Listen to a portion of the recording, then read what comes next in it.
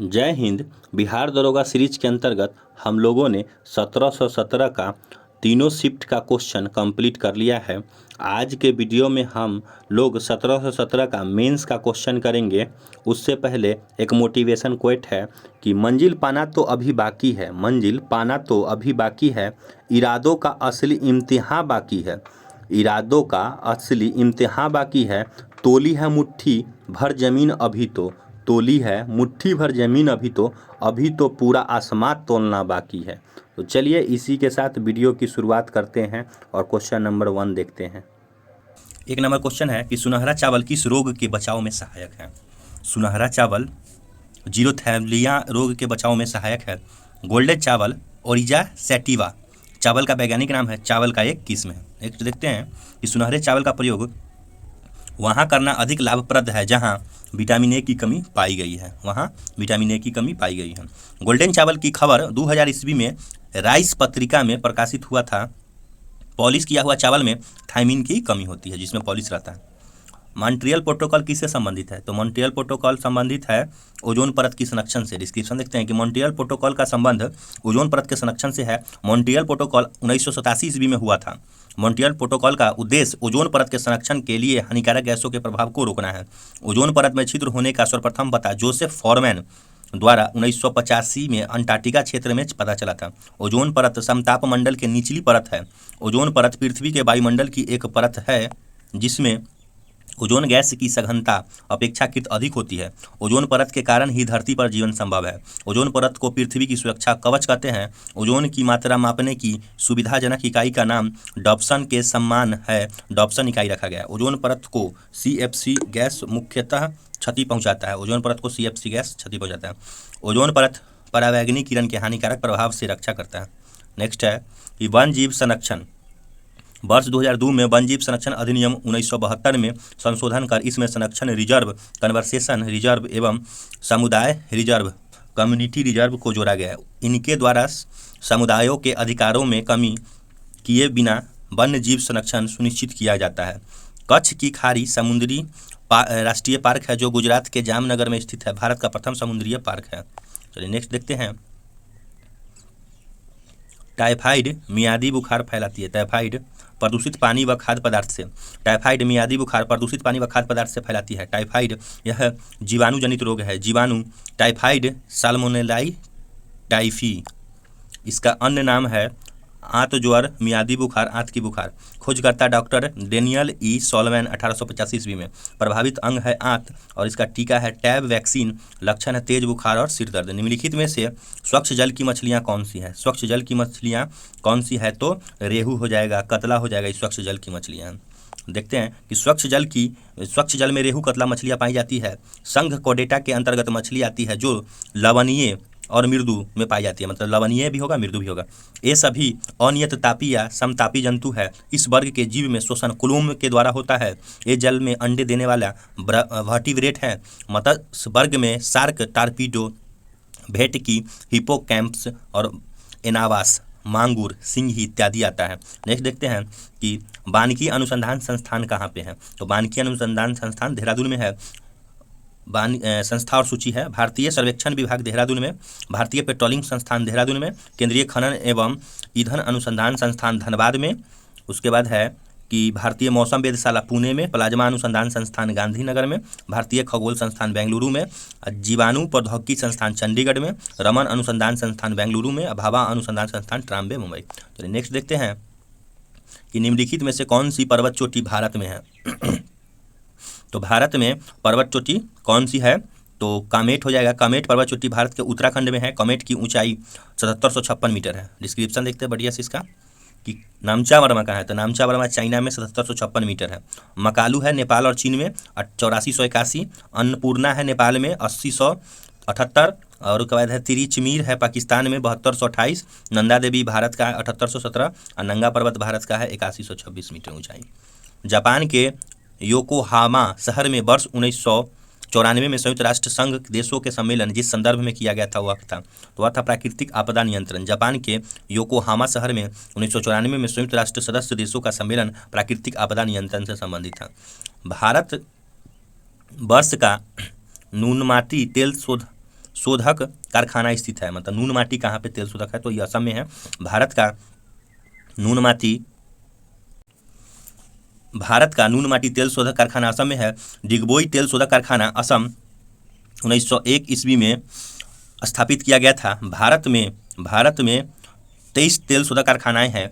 भारत का सबसे बड़ा तेल शोधक कारखाना जामनगर गुजरात में है। नेक्स्ट देखते हैं कि जामनगर रिफाइनरी रिलायंस इंडस्ट्रियल द्वारा संचालित किया जाता है। नून माटी तेल शोधक कारखाना की स्थापना 1 जनवरी 1962 को किया गया था। सर्वप्रथम आधुनिक तरह से तेल के लिए खुदाई 1859 ईस्वी में यूएसए में किया गया था। 2 नंबर है कि गुलबदन बेगम ने इसके कहने पर हुमायूंनामा लिखी थी, तो अकबर के कहने पर हुमायूंनामा पुस्तक लिखी थी। हुमायूंनामा मुगल बादशाह हुमायूं की जीवनी है। गुलबदन बेगम ने हुमायूंनामा में हुमायूं की उदार प्रवृत्ति की प्रशंसा की थी। तुझके जहांगीरी, जहांगीर की आत्मकथा जो फारसी भाषा में है। मुगल साम्राज्य के संस्थापक जहरुद्दीन मोहम्मद बाबर का जन्म 14 फरवरी 1483 को फरगना में हुआ। वह पितृवंश की ओर से तैमूर वंश का एवं मातृवंश की ओर से चंगेज खां वंश की थी, मतलब पिता की ओर से तैमूर और माता की ओर से चंगेज खां। नेक्स्ट देखते हैं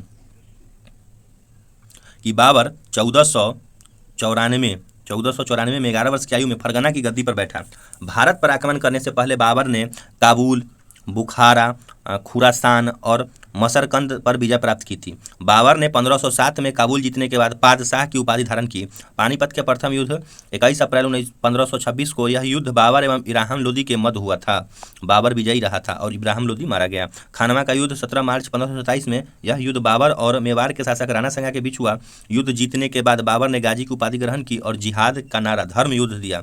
चंदेरी का युद्ध 29 जनवरी 1528 को, यह युद्ध बाबर और मेदिनी राय के मध्य हुआ। इसमें मेदिनी राय मारा गया। घाघरा का युद्ध 6 मई 1529 ईस्वी को, इस युद्ध में बाबर ने घाघरा के तट पे बिहार पर अफगानों पर पराजित किया। यह बाबर द्वारा लड़ी गई अंतिम लड़ाई थी। उसके बाद है अकबर 1556 से 1605।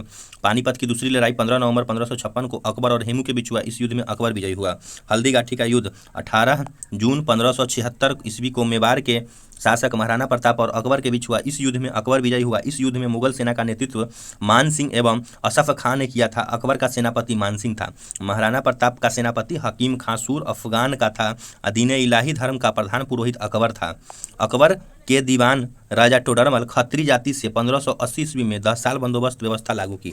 अकबर के दरबार का प्रसिद्ध संगीतकार जो था वो तानसेन था। अकबर के प्रशासन प्रणाली का प्रमुख विशेषता मनसबदारी प्रथा थी। अकबर द्वारा शुरू की गई मनसबदारी प्रथा मंगोलिया से लिया गया था। नेक्स्ट है कि अबुल फजल ने अकबर नामा ग्रंथ की रचना की। वह दीन इलाही धर्म का मुख्य पुरोहित था। अकबर के काल को ही हिंदी साहित्य का स्वर्ण काल कहा जाता है। मुगलों की राजकीय भाषा फारसी थी। जहांगीर का शासनकाल हो गया 1605 से 1627। नूरजहां के सम्मान में जहांगीर ने चांदी के सिक्के जारी किए। मुगल चित्रकला अपने चरमोकर्ष पर जहांगीर के शासनकाल में पहुंच गई, मतलब सबसे ज़्यादा चित्रकला वहीं पे था। जहांगीर के समय चित्रकला का स्वर्णयुग कहा जाता है। अशोक ने कौशाम्बी स्तंभ, वर्तमान में प्रयागराज पर समुद्रगुप्त का प्रयाग प्रशस्ति पर राजगीर का लेख उत्तीर्ण है। चलिए नेक्स्ट देखते हैं।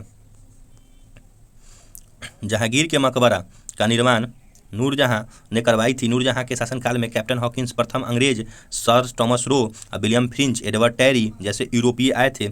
उसके बाद हुमायूं 1530 से 1556 ईस्वी। चौसा का युद्ध 15 जून 1539 में शेर खां और हुमायूं के बीच हुआ। इस युद्ध में शेर खां विजयी रहा। इसी युद्ध के बाद शेर खां ने शेर शाह की पदवी ग्रहण की। बिलग्राम या कन्नौज युद्ध 17 मई 1540 में शेर खां व हुमायूं के बीच हुआ। इस युद्ध में हुमायूं पराजित हुआ। शेर खां ने आसानी से आगरा एवं दिल्ली पर कब्जा कर लिया। हुमायूं द्वारा लड़े गए 5वीं प्रमुख युद्ध का क्रम। अब युद्ध का क्रम देखते हैं तो कालिंजर का युद्ध लड़ा था 1531 में। देवरा का युद्ध लड़ा था 1532 में। चौथा 39 में। बिलग्राम 40 में और सरहिंद 1555 में। औरंगजेब का 1658 से 1707 ईस्वी तक। जयसिंह एवं शिवाजी के बीच पुरंदर की संधि 22 जून 1665 ईस्वी को संपन्न हुआ। मई 1666 ईस्वी को आगरा के किले के दीवाने आम में औरंगजेब के समक्ष शिवाजी उपस्थित हुए। यहाँ शिवाजी को कैद कर आगरा के जयपुर भवन में रखा गया। इस्लाम की स्वीकार करने के कारण सिखों के 9वें गुरु तेग बहादुर की हत्या औरंगजेब 1675 ईस्वी में दिल्ली में करवा दी। औरंगजेब ने 1679 ईस्वी में जजिया कर पुनः चालू किया। सीरी का किला का निर्माण किसने करवाया था? तो सीरी का किला अलाउद्दीन खिलजी ने सीरी का किला का निर्माण अलाउद्दीन खिलजी ने करवाया था। अलाउद्दीन खिलजी ने जमैत खाना मस्जिद, अलाई दरवाज़ा और हजार खंभा महल का निर्माण भी करवाया था। अलाई दरवाज़ा का इस्लामी वास्तुकला का रत्न भी कहा जाता है। 1303 ईस्वी में अलाउद्दीन खिलजी ने सीरी की कला का निर्माण करवाया था। 1303 में मुख्य सेना चित्तौड़ अभियान में गए थे। इसी समय मंगोल आक्रमण हुआ था, जिसमें सुरक्षा के लिए सीरी के किले को मजबूत किया गया था।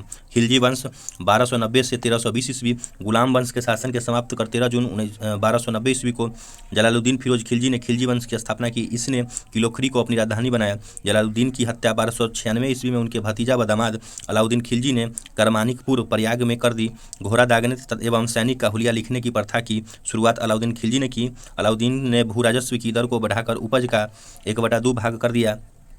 इसने खुम से लूट के धन और सुल्तान के हिस्सा 1/4 भाग स्थान पर 3/4 भाग दिया। इसने अपने शासनकाल में मूल्य नियंत्रण प्रणाली की दृढ़ता से लागू किया। सिकंदर सानी द्वितीय सिकंदर की उपाधि से स्वयं को अलाउद्दीन खिलजी ने विभूषित किया। मूल्य नियंत्रण को सफल बनाने में मुहतसिर, सेंसर एवं नाजीर नापतौल की अधिकारी की महत्वपूर्ण भूमिका थी। इल्तुतमिश 1211 से 1236 ईस्वी आराम शाह की हत्या करके इल्तुतमिश 1211 में दिल्ली की गद्दी पर बैठा। इल्तुतमिश तुर्किस्तान कजाकिस्तान का एक शहर का इलवरी तुर्क था, जो ऐबक का गुलाम एवं दामाद था। ऐबक की मृत्यु के समय वह बदायूं का गवर्नर था। इल्तुतमिश लाहौर से राजधानी स्थानांतरित करके दिल्ली लाया। इल्तुतमिश के महत्वपूर्ण कार्य: कुतुब मीनार के निर्माण को पूर्ण करवाया। सबसे पहले शुद्ध अरबी सिक्के जारी किया। चांदी का टका एवं चांदी का जित्तल इक्ता प्रणाली चलाया। 40 गुलाम सरदारों का संगठन बनाया, जिसे तुर्के चिलगानी के नाम से जाना जाता है। सर्वप्रथम दिल्ली की अमीरों का दमन किया। फिरोज शाह तुगलक 1331 से 1388। फिरोज शाह तुगलक का राज्याभिषेक ठट्टा के नज़दीक 20 मार्च 1351 को हुआ था, जिसे पुनः फिरोज शाह राज्याभिषेक दिल्ली में अगस्त 1351 को हुआ।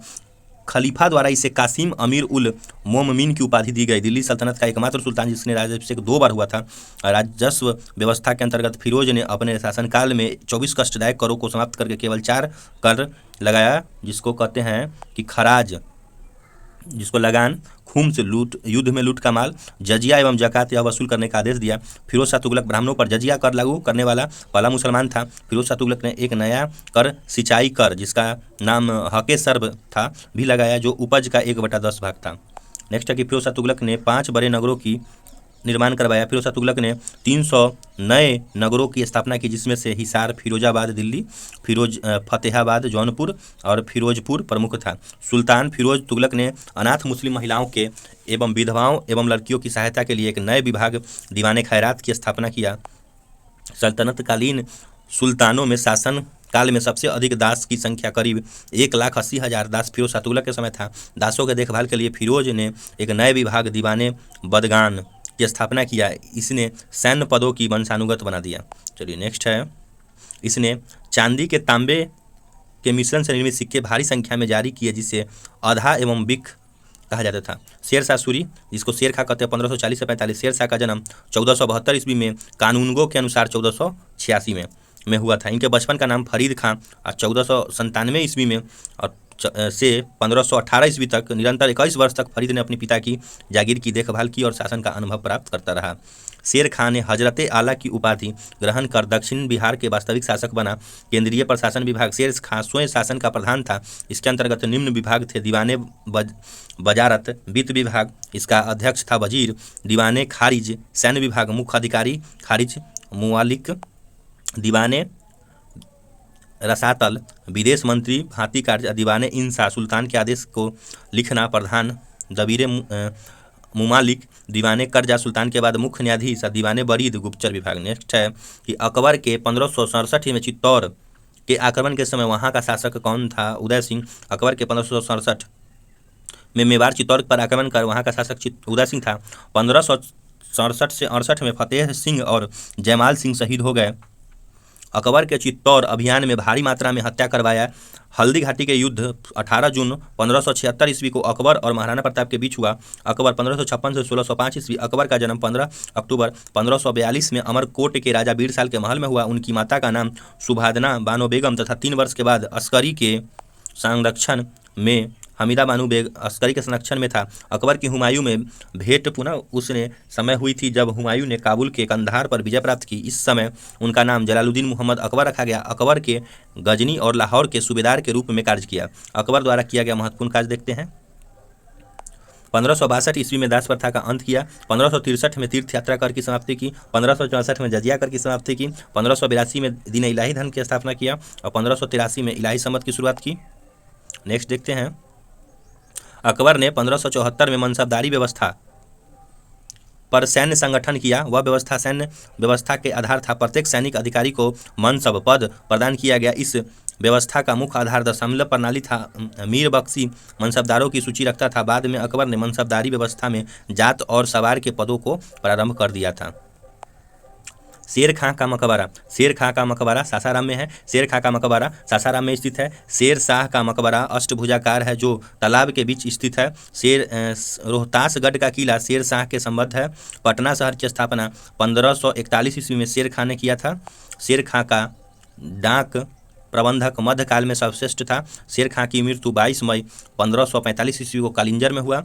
शेर शाह 1540 से 45 सूर साम्राज्य के संस्थापक अफगान वंशीय शेर शाह सूरी था।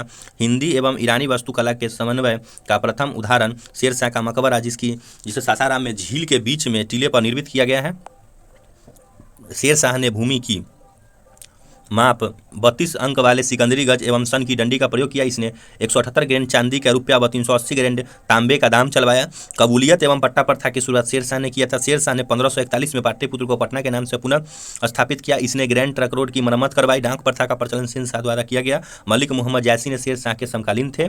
शाहजहां 1638 में अपनी राजधानी लाहौर से आगरा से दिल्ली लाने के लिए यमुना नदी के दाहिने तट पर शाहजहांबाद की नींव डाली।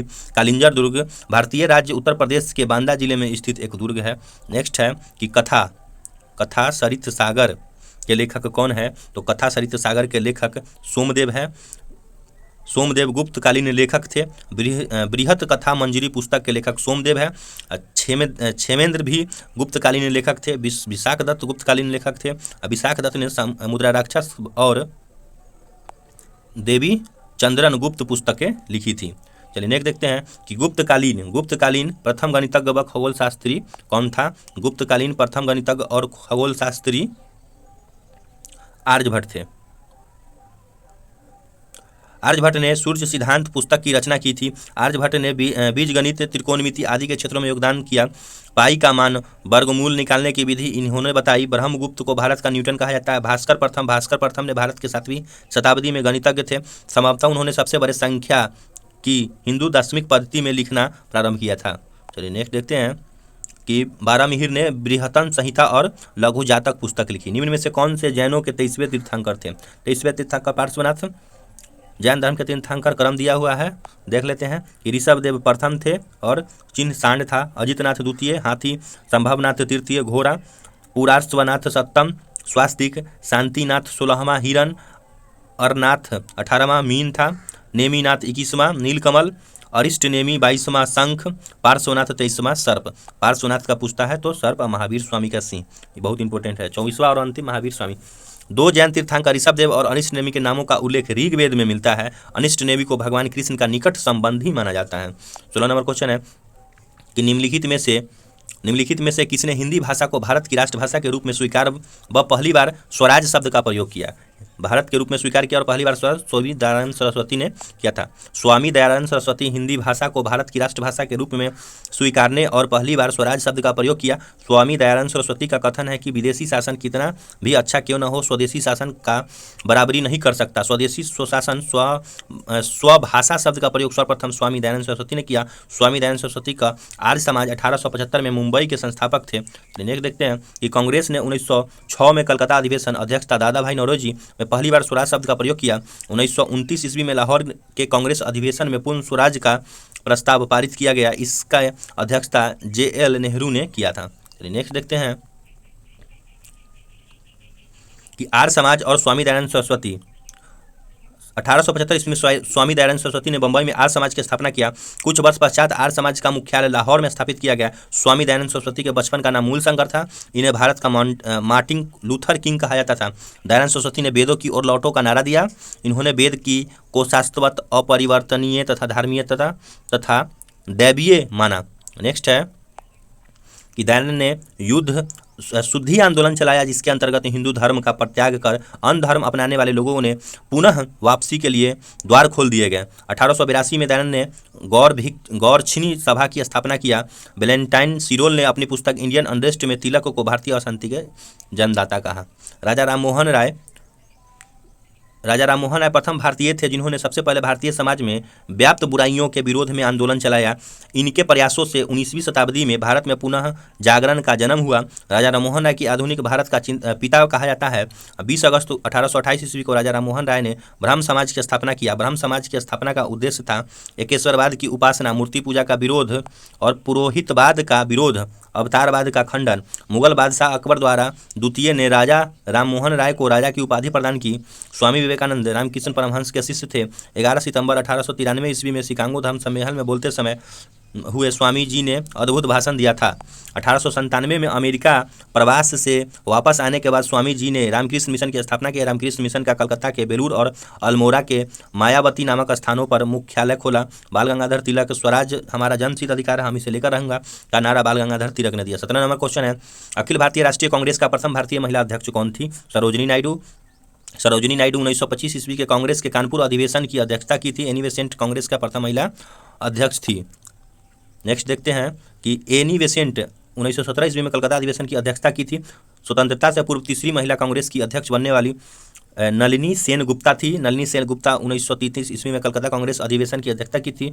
स्वतंत्रता के समय कांग्रेस के अध्यक्ष जेबी कृपलानी थी। कांग्रेस की स्थापना 28 दिसंबर 1885 ईस्वी को में हुआ था। एयू ह्यूम द्वारा किया गया। प्रारंभ में इस संस्था का नाम इंडियन नेशनल यूनियन था, जिसने 1886 ईस्वी में भारतीय राष्ट्रीय कांग्रेस का नाम दादा भाई नौरोजी ने दिया। कांग्रेस का नाम कौन दिया? दादा भाई नौरोजी। एयू ह्यूम ने 1885 से 1906 तक कांग्रेस के महासचिव थे। कांग्रेस का पहला अधिवेशन पूना में होना था, परंतु पूना में फ्लैग फैल जाने के कारण बंबई के गोकुलदास तेजपाल व संस्कृत विश्वविद्यालय 28 दिसंबर 1885 को कांग्रेस का अधिवेशन प्रथम बैठक हुआ। कांग्रेस के पहले अध्यक्ष का पद बेमेश चंद्र बनर्जी को मिला। उसमें लगभग 100 लोगों ने भाग लिया, जिसमें से 72 लोगों का सदस्य के रूप में मान्यता दी गई।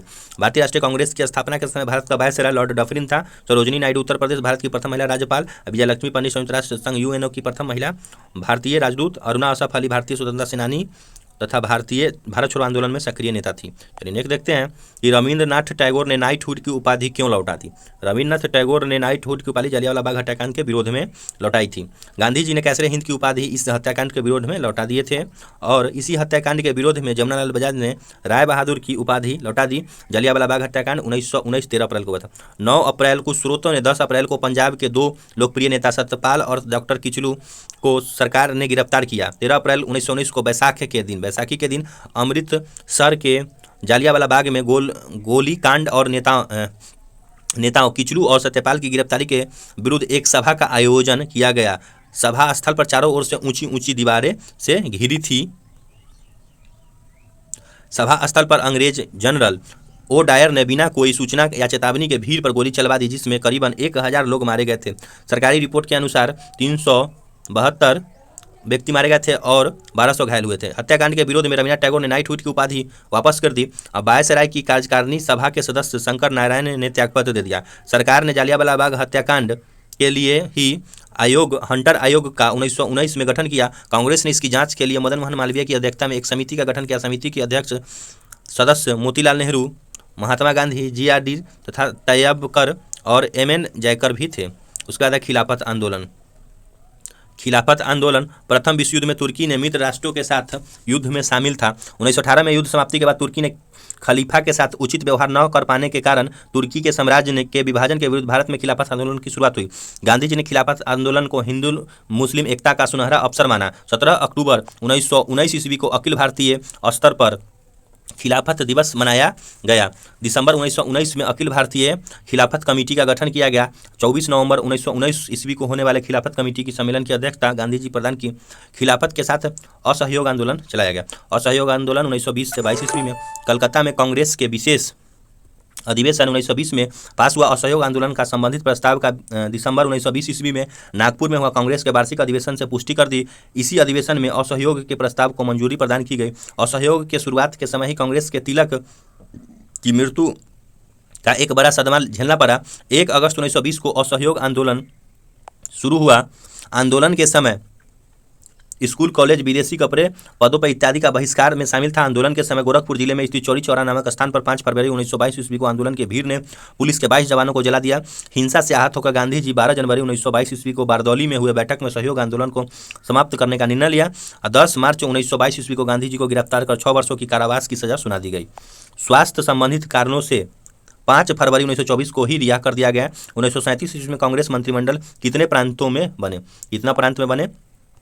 तो 1937 ईस्वी में कांग्रेस मंत्रिमंडल 8 प्रांतों में बने। 1937 में कांग्रेस संयुक्त प्रांत बिहार, मध्य प्रदेश, बंबई, उड़ीसा और मद्रास में बहुमत प्राप्त किया। 1937 के चुनाव में कांग्रेस बड़े दल होने के कारण पश्चिमोत्तर प्रांत असम में भी सरकार बनाया। पंजाब में यूनियनिस्ट पार्टी का सिकंदर हयात खां प्रधानमंत्री बना। बंगाल में कृषक प्रजा पार्टी के फजलुल हक प्रधानमंत्री बने। मुस्लिम लीग का प्रदर्शन निराशाजनक रहा।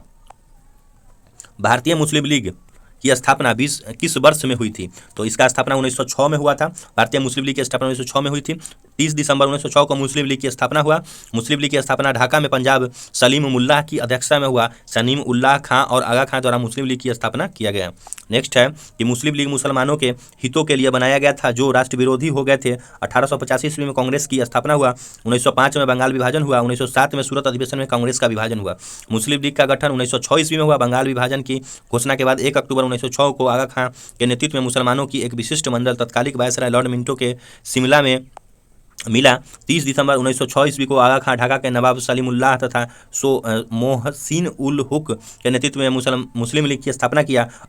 असीमुल्लाह की इनकी संस्थापक माना जाता है, जबकि आगा खां को मुस्लिम लीग के प्रथम अध्यक्ष चुना गया। लीग की स्थापना का उद्देश्य ब्रिटिश सरकार के प्रति मुसलमानों में निष्ठा को बढ़ाना, मुसलमानों के राजनीतिक अधिकारों की रक्षा करना तथा भारतीय राष्ट्रीय कांग्रेस की प्रति मुसलमानों के प्रतिस्पर्धा बढ़ाना है। नेक्स्ट है कि लीग ने 1908 ईस्वी में अमृतसर अधिवेशन के पृथक निर्वाचन मंडल की मांग की, जिनकी पूर्ति 1909 के माननीय मिंटो सुधारों के द्वारा की गई। 1908 ईस्वी में अखिल भारतीय मुस्लिम लीग की लंदन शाखा की स्थापना आगा खां की अध्यक्षता में हुआ। 1908 में मुस्लिम लीग का संविधान का निर्माण हुआ। बंगाल विभाजन 1905 ईस्वी Lord Curzon governor general Bharat में ब्रिटिश साम्राज्यवाद का उच्चतम बिंदु था। इनके विभिन्न प्रशासनिक कार्यों में जिन कार्यों का सर्वाधिक विरोध हुआ वह था बंगाल विभाजन। कर्जन द्वारा बंगाल विभाजन का निर्माण 1905 में किया गया। चलिए नेक्स्ट देखते हैं। नेक्स्ट है कि 20 जुलाई 1905 को बंगाल विभाजन के निर्णय में घोषणा हुआ। 7 अगस्त 1905 को कलकत्ता के टाउन हॉल में संपन्न एक बैठक में बंगाल विभाजन के विरोध में स्वदेशी आंदोलन तथा बहिष्कार प्रस्ताव पारित किया गया। बंगाल विभाजन के समय बंगाल का lieutenant governor sir Andrew Fraser था। बंगाल में ब्रिटेन की वस्तुओं के बहिष्कार का सुझाव सर्वप्रथम कृष्ण कुमार मित्र ने अपनी साप्ताहिक पत्रिका संजीवनी में दिया। 1905 में ब्रिटिश वस्तुओं के बहिष्कार के राष्ट्रीय नीति के रूप में अपनाया गया। पहली बार स्वदेशी और बहिष्कार की संघ की विधि के रूप में अपनाया गया था। मद्रास में स्वदेशी आंदोलन का नेतृत्व चिदम्बरम पिल्ले ने किया था। दिल्ली में स्वदेशी आंदोलन का नेतृत्व सैयद हैदर राज ने किया था। वंदे भारत भारतीय राष्ट्रीय आंदोलन का शीर्षक स्वदेशी आंदोलन के दौरान बना। ब्रिटिश पत्रकार H.W. नेविसन स्वदेशी आंदोलन से जुड़े थे। स्वदेशी आंदोलन के समय भारत के प्राचीनतम कला परंपराओं और पुनर्जीवित करने के लिए एक इंडियन सोसाइटी ऑफ ओरिजिएंट आर्ट की स्थापना 1907 ईस्वी में अमीरनाथ टैगोर और गगेंद्र नाथ टैगोर द्वारा किया गया था। बंगाल विभाजन मुख्यतः बंगाली राष्ट्रवाद की वृद्धि को कमजोर करने के उद्देश्य से कर्जन करना चाहता था। रवीन्द्रनाथ टैगोर ने बहिष्कार की नीति का विरोध किया था। वर्ष 1911 में जॉर्ज पंचम की यात्रा दिल्ली दरबार के दौरान बंगाल विभाजन रद्द करने की घोषणा की गई। कांग्रेस के सूरत अधिवेशन 1907 में कांग्रेस का प्रथम विभाजन हुआ। इस अधिवेशन की अध्यक्षता रास बिहारी बोस ने किया था। इस अधिवेशन में कांग्रेस से नरम दल व गरम दल में विभाजित हो गया। गरम दल का नेतृत्व तिलक ने किया। प्रार्थना समाज के संस्थापक कौन थे? प्रार्थना समाज के संस्थापक महादेव गोविंद रनाडे थे। प्रार्थना समाज की स्थापना 1867 में आत्माराम पांडुरंग और M.G. रनाडे द्वारा किया गया। प्रार्थना समाज की स्थापना केशव चंद्र सेन की प्रेरणा से किया गया था। ज्योतिराव फूले 1873 ईस्वी में सत्यशोधक समाज की स्थापना किया। प्रार्थना समाज आचार्य केशव चंद्र की महाराष्ट्र यात्रा से प्रभावित होकर महादेव गोविंद रानडे और डॉक्टर आत्माराम पांडुरंग ने 1867 ईस्वी में बम्बई में प्रार्थना समाज की स्थापना किया। जी.आर. भास्करन इसी समाज के अग्रणी नेताओं में से एक था। 1871 में रानडे ने सार्वजनिक सभा समाज की स्थापना की। इन्हें अपनी प्रचंड मेघा शक्ति के कारण महाराष्ट्र का सुकरात भी कहा जाता है।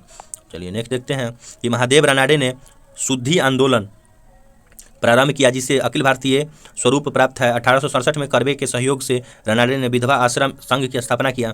1884 में रानडे ने दक्कन एजुकेशन सोसाइटी की स्थापना की। इसी सोसाइटी के कालांतर में पूना फ्यूनियर्स कॉलेज नाम दिया। दक्कन एजुकेशन सोसाइटी के सदस्यों में तिलक, गोखले और अगरकर शामिल थे। ज्योतिबा फुले 1873 ईस्वी में सत्यशोधक समाज की स्थापना किया। महाराष्ट्र में ज्योतिबा फुले ने किया। सत्यशोधक समाज पिछड़े वर्गों का उत्थान कार्यक्रम था। ईश्वरचंद विद्यासागर ने विधवा पुनर्विवाह के लिए संघर्ष किया और उन्हें कानूनी रूप से वैध बनाने में सफलता प्राप्त की। हिंदू विधवा पुनर्विवाह अधिनियम 1856 ईस्वी में हुआ। चलिए 22 नंबर, गांधी जी ने दांडी यात्रा प्रारंभ किस तारीख को किया? तो यह 12 मार्च 1930 को गांधी जी ने दांडी यात्रा प्रारंभ किया। अंग्रेजों के नमक उत्पादन पर एकाधिकार को खत्म करने के लिए महात्मा गांधी ने दांडी मार्च का आह्वान किया था। इसकी शुरुआत 12 मार्च 1930 में साबरमती आश्रम से हुई थी और 6 अप्रैल को यह यात्रा दांडी पहुंची। इसी दिन सुबह 6:30 बजे महात्मा गांधी ने अपने अंग्रेजों के बनाए नमक कानून को तोड़ा। यही नहीं, इसी के बाद देश भर में सविनय अवज्ञा आंदोलन की शुरुआत हुई जो 1934 ईस्वी तक चला। दांडी मार्च के दौरान महात्मा गांधी ने अपनी 78 अन्य सहयोगियों के साथ निकले थे। 386 किलोमीटर 320 मील स्रोत एनसीईआरटी के है कि यह यात्रा पैदल तय की गई थी। 5 मार्च 1931 को गांधी इरविन समझौता के द्वारा इस आंदोलन को स्थगित कर दिया गया। दांडी मार्च ने 91वें वर्ष पूरे होने के उपलक्ष्य में केंद्र सरकार की ओर से अमृत महोत्सव मनाने का ऐलान किया गया था जो मार्च 2021 से 75वां आज़ादी के वर्ष 2022 तक जारी रहेगा। सविनय अवज्ञा आंदोलन फरवरी 1930 ईस्वी को साबरमती आश्रम में हुए कांग्रेस की बैठक में सविनय अवज्ञा आंदोलन शुरू करने की बागडोर गांधी जी के हाथों में सौंपा गया। गांधी जी ने यंग इंडिया के माध्यम से वायसराय के समकक्ष 11 सूत्री मांग दांडी यात्रा गांधी जी ने 12 मार्च 1930 ईस्वी को अपने 78 अनुयायियों के साथ साबरमती आश्रम से दांडी नवसारी गुजरात तक 241 मील की यात्रा की और 6 अप्रैल 1930 ईस्वी को दांडी में नमक कानून का उल्लंघन किया और देश भर में यह आंदोलन की शुरुआत हो गया। सुभाष चंद्र बोस ने दांडी यात्रा की तुलना नेपोलियन के एल्बा से पेरिस यात्रा तथा मुसोलिनी के रोम मार्च से की। तमिलनाडु में राजगोपालाचारी ने तिरुचिरापल्ली में बेदरान तक नमक यात्रा की। उत्तर पश्चिम सीमा प्रांत में आंदोलन का नेतृत्व खान अब्दुल गफ्फार खां सीमांत गांधी ने किया। इनके नेतृत्व में खुदाई खिदमतगार या लाल कुर्ती आंदोलन चलाया गया। इन्होंने परतुम नामक पत्रिका का प्रकाशन किया। मणिपुर और नागालैंड में यदुनांग नागा के नेतृत्व में जियात तरंग आंदोलन चलाया गया। बाद में गैडेनलियू ने इसे नेतृत्व प्रदान किया। जवाहरलाल नेहरू ने इन्हें रानी की उपाधि दी। 4 मई की रात को गांधी जी को गिरफ्तार कर यरवदा जेल भेज दिया गया। गांधी जी की गिरफ्तारी के बाद सरोजिनी नायडू और इमाम साहेब ने धरसाना महाराष्ट्र के नमक कारखानों पर धावा बोला। पुलिस के अत्याचार को देख अमेरिकी पत्रकार बेब्स मिलर ने कहा, मैंने तो इतना कष्टदायक अत्याचार कभी नहीं देखा था। इस आंदोलन के समय बच्चों को बानर सेना व लड़कियों की मंजरी सेना का गठन किया गया। इसी में 23 नंबर है कि वर्ष 2011 की जनगणना के अनुसार भारत के न्यूनतम जनसंख्या घनत्व वाला राज्य, मतलब सबसे कम जनसंख्या घनत्व 2011 के जनगणना के अनुसार न्यूनतम जनसंख्या घनत्व वाला राज्य अरुणाचल प्रदेश राज्य का जनसंख्या वर्ग 2011 के जनगणना के अनुसार 17 प्रति वर्ग किलोमीटर, मतलब 17 ही को आदमी। सबसे अधिक जनसंख्या घनत्व 2011 के जनगणना के अनुसार बिहार राज्य का है 1106 प्रति वर्ग किलोमीटर। और 2011 के जनगणना के अनुसार सबसे अधिक जनसंख्या घनत्व वाला केंद्र शासित प्रदेश दिल्ली है 11,320 प्रति वर्ग किलोमीटर। न्यूनतम जनसंख्या घनत्व वाला केंद्र शासित प्रदेश अंडमान निकोबार है 46। और 2011 के जनगणना के अनुसार भारत में प्रति वर्ष किलोमीटर 382 व्यक्ति रहते हैं। भारत में प्रथम जनगणना 1872 में लॉर्ड मिंटो के के काल में हुआ था। भारत में नियमित जनगणना 1881 लॉर्ड डफरिन के काल से शुरू हो गया था। जनसंख्या घनत्व पॉपुलेशन रेशियो, जनसंख्या घनत्व जनसंख्या सांद्र से सांद्रण के महत्वपूर्ण सूचकांक में एक है। जनसंख्या के घनत्व को प्रति इकाई क्षेत्र में व्यक्तियों की संख्या द्वारा अभिव्यक्त किया जाता है, अर्थात प्रति व्यक्ति किलोमीटर में रहने वाले लोगों की संख्या जनसंख्या घनत्व कहलाती है। जनसंख्या घनत्व कुल जनसंख्या में कुल क्षेत्रफल से भाग देंगे। वर्ष 1921 ईस्वी के जनगणना को महाविभाजक की संज्ञा दी गई। भारत के सर्वाधिक एवं न्यूनतम जनसंख्या घनत्व वाले 4 राज्य कौन कौन है वो देख लेते हैं। सर्वाधिक जनसंख्या घनत्व 1106 बिहार राज्य का सर्वाधिक जनसंख्या घनत्व वाला राज्य है। उसके बाद है शिवहर, बिहार राज्य का जिला भी अगर पूछेगा 1882 किलोमीटर, उसका शिवहर में सबसे ज़्यादा। उसके बाद पश्चिम बंगाल में है, उसके बाद केरल में है, उसके बाद उत्तर प्रदेश में है। न्यूनतम जनसंख्या में अरुणाचल प्रदेश में 17 गो, मिजोरम में 52 गो, सिक्किम में 86 गो और मणिपुर के 115 गो। न्यूनतम में सबसे कम अरुणाचल प्रदेश। भारत के सर्वाधिक जनसंख्या घनत्व वाला 4 केंद्र शासित प्रदेश और न्यूनतम जनसंख्या वाले 3 केंद्र शासित प्रदेश का प्रदेश सर्वाधिक। तो सबसे ज़्यादा जनसंख्या घनत्व केंद्र शासित प्रदेश में दिल्ली में 11,320, और उसके बाद चंडीगढ़, उसके बाद पुडुचेरी और उसके दमन और दीव। न्यूनतम में अंडमान निकोबार में 46 गो, दादरा नगर हवेली में 700, लक्षद्वीप में 2149। जनसंख्या घनत्व भारत की जनसंख्या घनत्व 2011 के आधार पर 17.5% की दशकीय वृद्धि के साथ 382 व्यक्ति प्रति वर्ष किलोमीटर है। भारत में पहली बार जनसंख्या सन 1872 ईस्वी में हुई, परंतु इसमें भारत के संपूर्ण भागों पर प्रतिनिधित्व नहीं हुआ। लगभग 20% भाग ही भारत का भाग इसमें छूट गया। अभी जनसंख्या में विश्व प्रथम कौन सा देश है, कमेंट करके बताइएगा। 24वां क्वेश्चन, अंतर्राष्ट्रीय मुद्रा कोष का वित्तीयन किसके द्वारा किया जाता है? तो इसका सदस्य देश करता है। देखते हैं आंसर इसका कि IMF के सदस्य देशों की अंशदान के आधार पर उन्हें मत देने का अधिकार भी दिया गया। IMF की स्थापना 27 दिसंबर 1945 को किया गया था। IMF का मुख्यालय वाशिंगटन DC में स्थित है। IMF सदस्य देशों के बीच भुगतान संतुलन में सहयोग देती है। उसके बाद है कॉमनवेल्थ राष्ट्रमंडल। राष्ट्रमंडल उन देशों का संगठन है जो कभी ब्रिटिश साम्राज्य के अधीन था। इसकी स्थापना 1926 में की गई थी। राष्ट्रमंडल का मुख्यालय लंदन में है। आधुनिक राष्ट्रमंडल का जन्म उस समय हुआ था जब 1949 में एक गणराज्य होने के उपरांत ही भारत का इसका सदस्य बनाया। वर्तमान में राष्ट्रमंडल के सदस्य देशों की संख्या 56वां देश टोंगा और 55वां था गेबॉन था। राष्ट्रमंडल का सर्वाधिक प्रभावशाली अंग राष्ट्रमंडलीय शासनाध्यक्षों का सम्मेलन है। वर्तमान में इसकी महासचिव पेट्रिसिया स्कॉटलैंड है। संयुक्त राष्ट्र संघ यूएनओ की स्थापना बहुत बार पूछा हुआ क्वेश्चन 24 अक्टूबर 1945 ईस्वी को हुआ। वर्तमान में संयुक्त राष्ट्र संघ के सदस्य देशों की संख्या 193वां दक्षिणी सूडान। नेक्स्ट है कि संयुक्त राष्ट्र संघ का मुख्यालय न्यूयॉर्क शहर में स्थित है। इसमें 15 सदस्य होते हैं, जिसमें से 5 अस्थायी सदस्य और 10 अस्थायी सदस्य। 5 अस्थायी सदस्य अमेरिका, रूस, ब्रिटेन, फ्रांस, चाइना। और अस्थायी सदस्यों का निर्वाचन महासभा अपने 2/3 बहुमत से 2 वर्षों के लिए करती है। बेरोजगारी व मुद्रास्फीति की संतुलन संयुक्त घटक क्या है? तो इसका स्टैगफ्लेशन। बेरोजगारी और मुद्रास्फीति के संयुक्त घटक स्टैगफ्लेशन कहलाता है। यह अर्थव्यवस्था की ऐसी स्थिति है जिसमें मुद्रास्फीति के साथ साथ मंदी की भी स्थिति होती है। मुद्रास्फीति को दूर करने के लिए बाजार में तरलतम का कम करना चाहिए। बाजार में जो तरलता है उसको कम करना चाहिए। नेक्स्ट है कि मंदी की दूर करने के लिए क्रय शक्ति को अधिक प्रभावी बनाना चाहिए। मुद्रा के मूल्य में परिवर्तन। मुद्रा के मूल्य में होने वाले परिवर्तन मुख्य 4 रूप होते हैं: मुद्रास्फीति, अस्फीति तथा मुद्रा संकुचन, मुद्रा संस्फीति और मुद्रा अस्फीति। देखते हैं मुद्रास्फीति क्या है। तो मुद्रास्फीति वह स्थिति है जिसमें कीमत स्तर में वृद्धि होती है तथा मुद्रा का मूल्य गिर गया, मुद्रास्फीति हो गया। यानी मुद्रास्फीति वह अवस्था जब वस्तुओं को उपलब्ध मात्रा की तुलना में मुद्रा तथा साक्ष्य की मात्रा में अधिक वृद्धि होती है, जिससे वस्तुओं महंगा हो जाता है, जिसमें देनदार को हानि होती है एवं लेनदार यानी ऋणी को लाभ होता है। जो देता है उसको हानि या जो लेता है उसको लाभ। भारत में मुद्रास्फीति थोक मूल्य सूचकांक के द्वारा मापी जाती है। मुद्रा आपूर्ति की वृद्धि पर नियंत्रण मुद्रास्फीति की अस्थायी रूप से नियंत्रित किया जा सकता है। किन्स वैज्ञानिक के अनुसार मुद्रास्फीति पूर्ण रूप से बेरोजगार बिंदु के बाद ही उत्पन्न होती है। पूर्ण रोजगार बिंदु से पूर्व उत्पन्न होने वाली स्फीति आंशिक स्फीति कहलाती है, जो कि प्रेरणात्मक होती है। मुद्रा संकुचन अथवा मुद्रा अस्फीति मुद्रास्फीति की विपरीत अवस्था है। इसमें मुद्रा का मूल्य बढ़ता है, पैसा का रेट बढ़ गया और वस्तुओं एवं सेवाओं का मूल्य घट गया। प्रोफेसर पिगू के अनुसार मुद्रा संकुचन के 2 प्रमुख लक्षण हैं। उत्पादन में वृद्धि, बहुत ज़्यादा वृद्धि हो गया, मुद्रा की मात्रा से अधिक होता है, मूल्यों में गिरावट आती रहती है। मुद्रास्फीति अर्थव्यवस्था में आर्थिक क्रियाओं को समाप्त करके बेरोजगारी बढ़ाता है, जिसमें महत्वपूर्ण अर्थव्यवस्था निष्क्रिय एवं निर्जीव होकर मंदी के दौर में फंस जाता है। नेक्स्ट देखते हैं कि मुद्रा संस्फीति का रिफ्लेक्शन क्या है।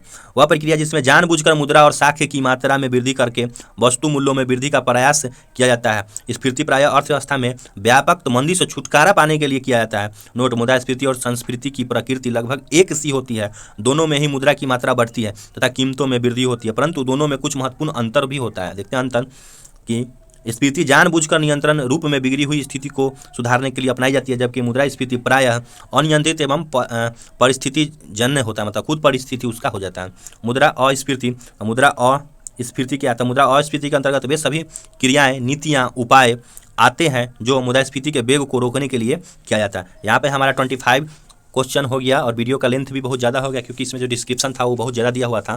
तो वीडियो देखने के लिए आप लोग